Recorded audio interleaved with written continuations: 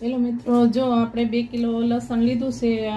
જો વરસ સુધી સાસવું હોય ને તો એની માટેથી તો ઉપરથી આવી રીતે આમ આપણે ફોતરા કાઢી નાખવાના.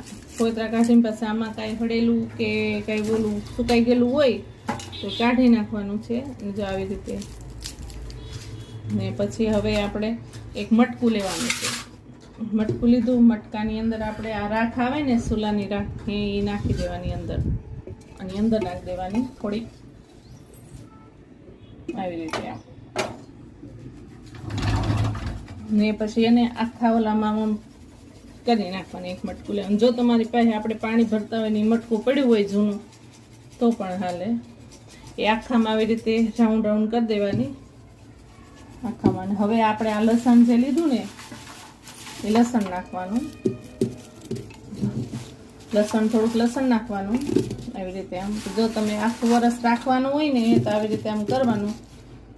હવે એટલું લસણ નાખ્યું ને હવે આપણે એની અંદર આમ રાખ નાખી દેવાના. આપણે જે સુલાની રાખ આવે છે ને એ આવી રીતે કરી દેવાનું, થોડીક નાખવાની. પછી એને પાછું આમ કરી નાખવાનું રાઉન્ડ રાઉન્ડ. હવે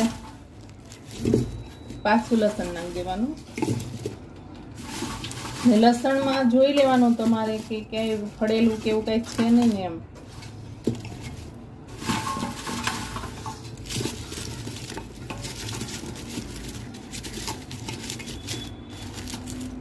એવી રીતે ક્યાંયથી હવા ના જાય એવી રીતનું આવી રીતે પાછું એની ઉપર લસણની ઉપર રાખ નાખી દેવાની.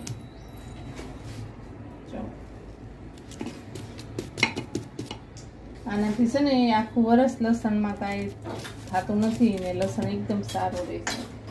આવી રીતે નાખી દીધું. પછી આપણે એક કટકો લઈ આવી રીતે કટકો લેવાનો, આવી રીતે બાંધી દેવાનું, ફીટથી બાંધી દેવાનું.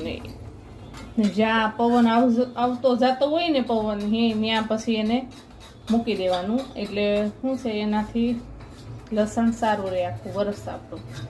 જો તમને મારી રીત સારી લાગી હોય લસણ સાસવવાની તો લાઈક કરો, શેર કરો, સબસ્ક્રાઈબ કરો. બાય.